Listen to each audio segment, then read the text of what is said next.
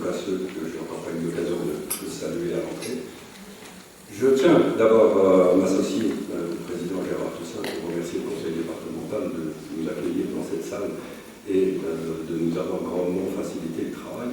Et au-delà des élus, de la vice-présidente, je transmettrai le remerciement à la présidente également, mais je voulais aussi, je tenais à remercier les responsables des services techniques et logistiques, je pense notamment à Stéphane Miguelin, je pense à Steven Enfin, que je harcèle depuis 15 jours pour la bonne organisation de cette journée et qui se sont montrés extrêmement présents, extrêmement soutenants. Et je vous remercie par avance, Madame la Présidente, de leur transmettre également le remerciement, ce que je ne manquerai pas de faire également. Alors, Gérard Toussaint, le président, disait tout à l'heure, me citait en disant que j'étais la cheville ouvrière de cette journée.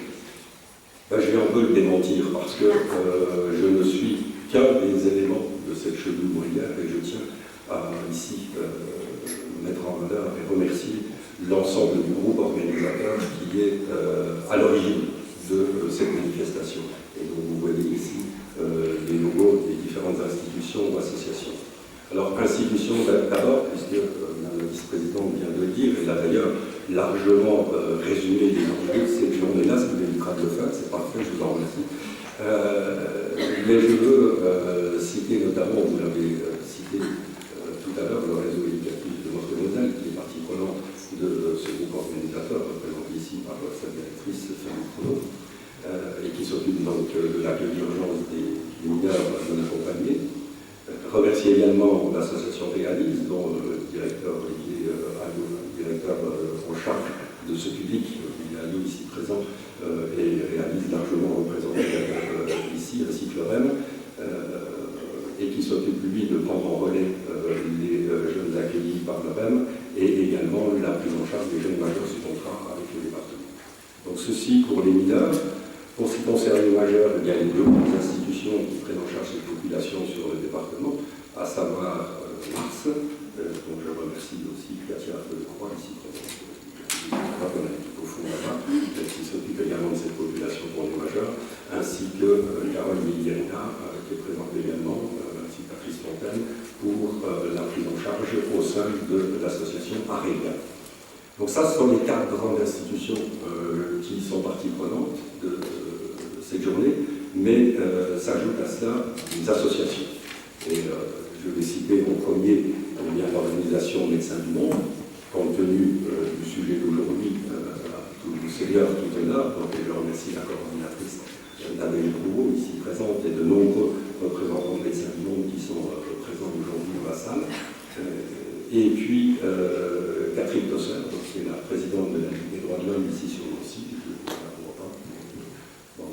elle est là, voilà, que je salue également et qui représente également le toit pour les migrants. Je crois que vous êtes aussi un certain nombre pour être représentés ici.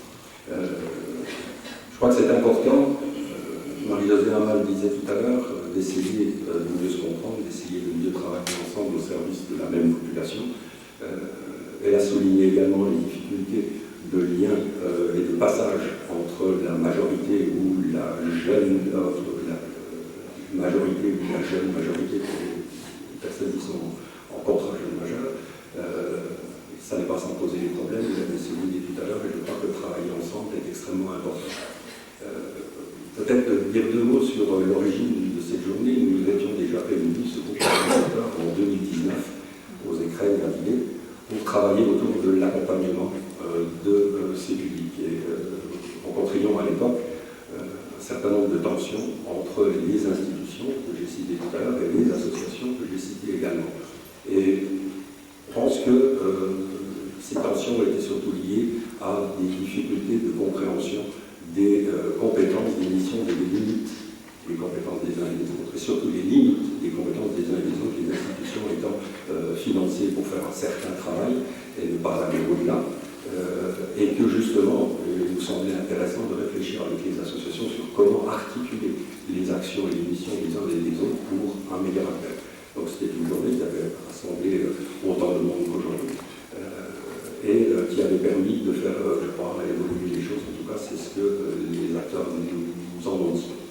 Et puis 2 années de pandémie ont moi je suis extrêmement heureux de constater que dès la reprise des activités, l'ensemble de ce groupe organisateur a répondu présent pour continuer la réflexion, pour continuer les travaux. Je voulais également citer la participation active du café social de Nancy et de Lunéville, représenté ici par Mohamed Ben Chaban, qui est arrivé tout à l'heure. Je ne sais pas où il est caché, voilà, il est là, il est caché derrière son masque, il est ici, merci. Voilà. Bien, et donc du coup, le groupe organisateur a souhaité effectivement apporter une réflexion un peu plus approfondie sur les questions de santé. Et là encore, je ne vais pas rentrer dans les détails, je pense que le discours introductif de Marie-Josée Hama a été particulièrement éclairant, je vais parler plus fort, parce que c'est une marche encore, a été particulièrement éclairant sur ces questions-là, et donc je n'y reviens pas. Et je vais, au contraire, tout de suite passer la parole à Arnaud Weiss, médecin directeur général du COMED, donc le Comité pour la santé des exilés. Je veux juste préciser également que, même s'ils ne sont pas présents au quotidien dans le groupe organisateur, un gros partenariat s'est installé avec l'association initiale, représentée ici par son directeur Chris Abdel-Sayed, ici merci Iris, ainsi que le réseau Histoire et Mémoire de l'immigration. Et à ce titre-là, petit détail technique, nous avons, grâce à eux, je les en remercie, nous avons eu l'occasion de récupérer, à votre attention, l'exposition Portrait de France qui a été réalisée par l'historien spécialiste de la colonisation Pascal Blanchard. Et cette exposition d'une cinquantaine de panneaux est à votre disposition dans ce qu'on appelle ici la rue. Et je vous inviterai, à l'issue des travaux de ce matin et avant de vous rendre au buffet, je vous inviterai à sortir par le fond de cette salle là-bas, descendre quelques marches et vous avez devant vous toute l'exposition Pascal Blanchard qui est extrêmement riche et extrêmement intéressante. Pour avoir travaillé tous les panneaux Guy mardi, ça nous a donné l'occasion de jeter un coup d'œil dessus. Et bon, voilà, nous, les jambes s'en souviennent, et les bras aussi, mais la tête également, parce que c'est vraiment une exposition extrêmement intéressante. Et puis,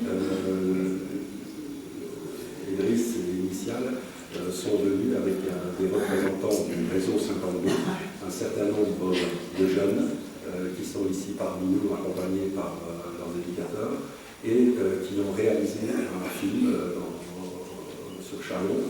Et ce film-là, vous aurez l'occasion de pouvoir le visionner après le buffet lorsque nous nous retrouverons ici à 13h30.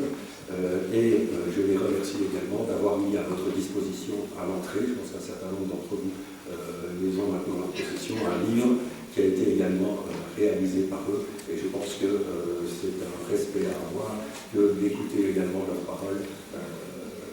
Je pense que ça fait partie de l'accompagnement dont Marie-Josée parlait tout à l'heure. Il y a des spécificités, effectivement, mais je crois que leurs paroles nous éclairent beaucoup sur les parcours et sur les spécificités sur lesquelles il faut qu'on se penche absolument pour un meilleur accueil, pour un meilleur accompagnement. Donc je vous remercie et je donne tout de suite la parole à Arnaud Weiss pour sa conférence.